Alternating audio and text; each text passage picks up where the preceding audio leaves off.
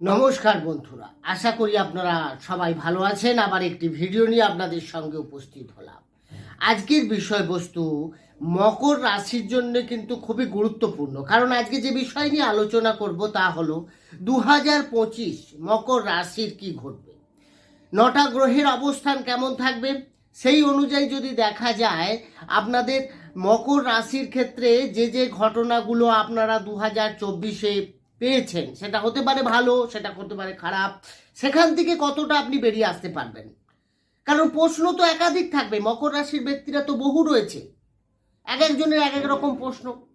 কেউ হয়তো কোনো ডিসিশন, কোনো গাড়ি বা কোনো বাড়ি পারচেস করতে চাইছেন, সেখানে তার প্রশ্ন এই বছরটা ছাড়া হচ্ছে কিনা, বা যারা পড়াশুনো করছেন তাদের বিদ্যার জায়গাটা কীরকম থাকবে এই সময়, ফ্যামিলি লাইফটা কেমন চলবে। বন্ধুরা, এ সমস্ত কিছু উত্তর কিন্তু এই ভিডিওর মাধ্যমে আপনারা পাবেন। তাই মকর রাশির যারা জাতক জাতিকা রয়েছেন তারা কিন্তু মনোযোগ সহকারে ভিডিওটি প্রথম থেকে শেষ অবধি দেখুন। দেখার পর যদি ভালো লাগে পারলে চ্যানেলটিকে সাবস্ক্রাইব করে আমাদের সঙ্গে থাকতে পারেন।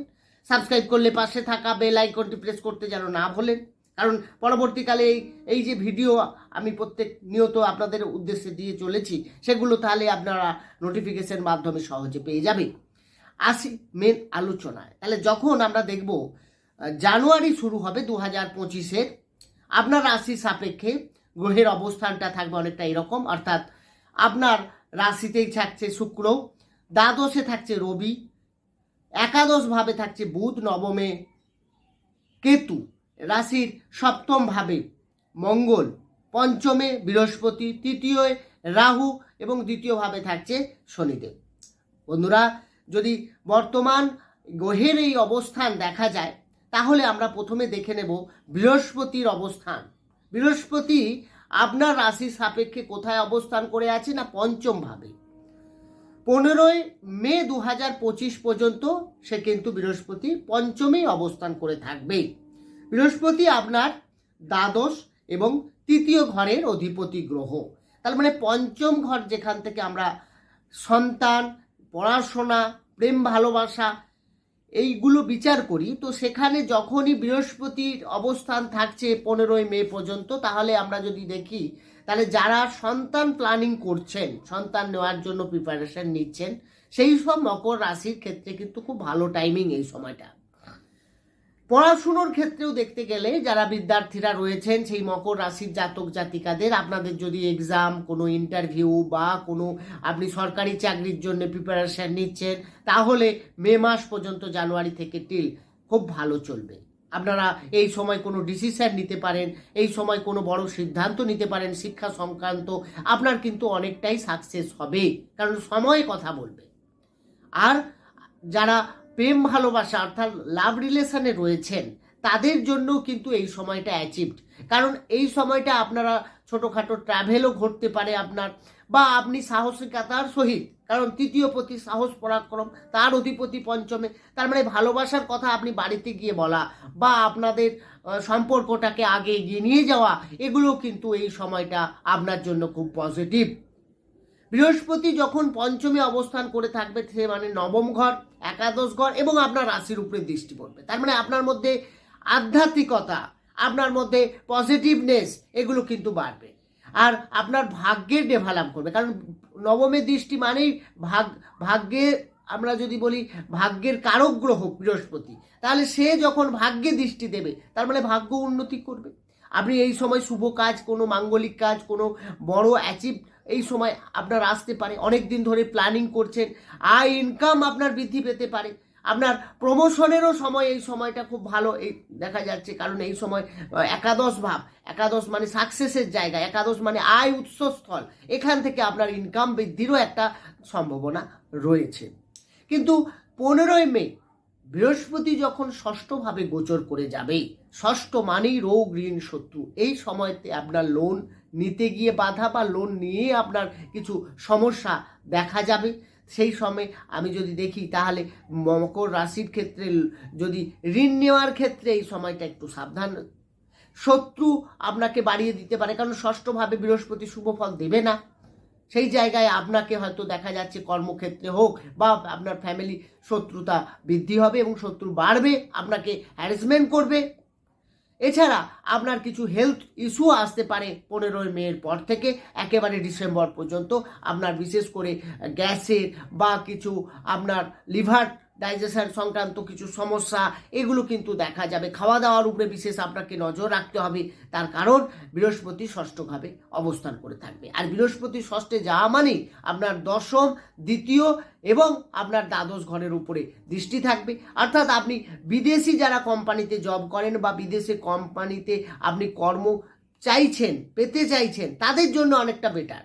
এছাড়া আপনি লং ট্রাভেলও আপনার ঘটতে পারে এই সময় আপনার অর্থের জায়গাটা অর্থাৎ সঞ্চয় আপনার বেটার দেখাচ্ছে। এখানে আপনি যদি ইনভেস্ট বলুন বা ব্যাংক ব্যালেন্সের জায়গাটায় আপনার বেশ বেটার দেখাবে 2025 মের পর থেকে। এরপর আসবো শনির অবস্থান। শনি আপনার কোথায় অবস্থান করে আছে? দ্বিতীয়ভাবে। বন্ধুরা, মকর রাশির অধিপতি গ্রহই শনি।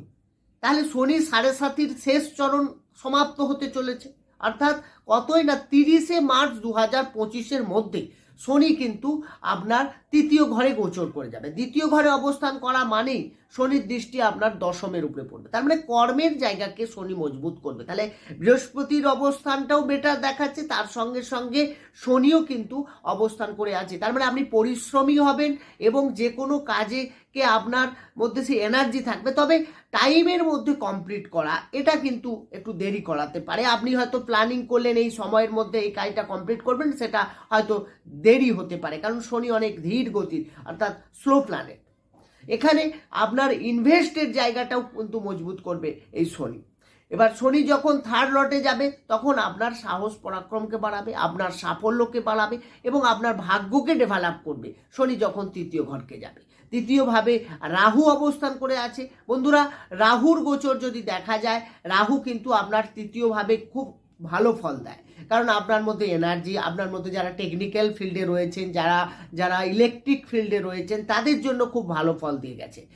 এখানে রাহু আপনার যখনই তৃতীয় থেকে, রাহু সবসময় আমাদের ক্লকওয়াইজ ঘোরে, তো সেই জায়গায় রাহু আপনার যখন তৃতীয় থেকে দ্বিতীয়ভাবে গোচর করবে 18 মে 2025, রাহু দ্বিতীয়ভাবে আসলে সেখানে কিন্তু সে অষ্টম ভাবের উপরে দৃষ্টি দেবে। তার মানে আপনার এখানে যদি যানবাহন চালাতে যান সেখানে আপনাকে একটু সাবধানে গাড়ি ঘোড়া, কারণ চোট আঘাতের সম্ভাবনা এই সময়টা বাড়বে। তার সঙ্গে সঙ্গে আপনার কিন্তু লস হওয়ারও কিছু সম্ভাবনা আছে, কারণ দ্বিতীয় ভাব অর্থের জায়গা, সেখানে রাহু অবস্থান করে আছে। তার মানে ইনভেস্ট করতে গেলে আপনাকে এই সময়টা একটু ভেবে চিন্তে করতে হবে, এখানে কিছু লস হওয়ার সম্ভাবনা রয়েছে, সাবধানতার সহিত এগোতে হবে। তার সঙ্গে আপনার দ্বিতীয় ভাব কথাবার্তা, অর্থাৎ আপনি এমন কিছু বলবেন যাতে আপনার অপোনেন্ট আপনার থেকে মুখ ফিরিয়ে নেবে বা অপোনেন্ট আপনার প্রতি শত্রুতা আচরণ করতে পারে। আপনাকে সাবধান, অপ্রিয় সত্যি কথা সবসময় আপনার বলার চেষ্টা করবেন না, এতে কিন্তু আপনার সমস্যা বাড়বে তো কমবে না।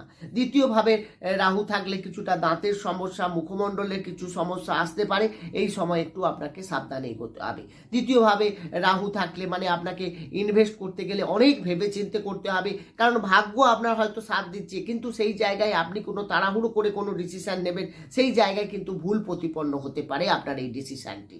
কেতু আপনার নবমে থাকছে, নবম থেকে অষ্টমে গোচর করে যাবে। তাহলে নবমে থাকছে কতদিন? 18 মে। তাহলে 18 মে কেতু যখন ভাগ্যের অবস্থান থাকবে, তার মানে এখানে যেমন আধ্যাত্মিকতাকে বাড়িয়ে দেবে নবম মানে ভাগ্যের জায়গায়, তেমনি পিতার সঙ্গে সম্পর্ক বা পিতার স্বাস্থ্যের দিকে কিছুটা ডিস্টার্ব দেখা যেতে পারে। আপনাকে এই বিষয়ে কিন্তু সাবধানতার সহিত এগোতে হবে। তার সঙ্গে সঙ্গে যদি দেখা যায়, তার মানে বর্তমানে যদি দেখা যায় 2025-এ গ্রহের অবস্থান যা থাকছে তা কিন্তু খুব বেটার থাকছে। এখানে যে সময়গুলো আপনাদেরকে আমি বললাম, সেই সময়গুলোকে আপনি উল্লেখ করে যদি কোনো বড় ডিসিশন নেন, যদি কাজ করেন, সমস্ত ক্ষেত্রে কিন্তু হবে, মিশ্র ফল দেবে আপনাকে। এখানে বৃহস্পতির অবস্থানগতভাবে প্রথম অবস্থায় তো ভালো থাকবে, তারপরে কিছুটা ডিস্টার্ব হবে। শনি দ্বিতীয় ভাব থেকে, নিজের ঘর থেকে সে তৃতীয় ভাবে শত্রু ক্ষেত্রে গেছে, এখানে সাহস পরাক্রমকে বাড়াবে, তার সঙ্গে সঙ্গে ধৈর্যকে আপনার বাড়াবে, এই জায়গাগুলো আপনার ভালো হবে। এবং রাহু অবস্থান তৃতীয় ভাবে অনেকটা পজিটিভ, তার থেকে দ্বিতীয় ভাবে আসছে, এখানে কিন্তু আপনাকে একটু সাবধান হতে হবে। বন্ধুরা, গ্রহের অবস্থান যা থাকছে সেই অনুযায়ী যদি দেখা যায়, আপনাদের মকর রাশির কিন্তু 2025 সাল যথেষ্ট পজিটিভ হতে চলেছে এবং আপনাকে আয় উন্নতি, আপনার অর্থের জায়গাকে ভালো করতে চলেছে। কিন্তু একটা জিনিস মাথায় রাখবেন যে আপনার বর্তমান অবস্থান তো ভালো রয়েছে, কিন্তু জন্মকালীন যদি দশা অন্তর্দশা যদি ডিস্টার্ব থাকে বা আপনার গোচরে শনিও আপনি যখন জন্মগত অবস্থান ছিল কুষ্টিতে সেখানে শনি যদি খুব খারাপ অবস্থায় থাকে, সেখানে কিন্তু আপনার কিন্তু কিছুটা নেগেটিভ ফল বেশি দিতে পারে। আর যদি আপনি কোনো ডিটেলসে কিছু জানতে চান, অবশ্যই ডেসক্রিপশনে নম্বর রয়েছে, বা কোনো অ্যাডভাইস দিতে চান যে কী ধরনের ভিডিও আপনারা দেখতে চাইছেন যাতে আপনাদের উপকারে আসবে, অবশ্যই আমি সেই নিয়ে ভিডিও আসবো। বন্ধুরা, ভালো থাকুন, সুস্থ থাকুন, দেখা হবে অন্য একটি ভিডিও নিয়ে। নমস্কার।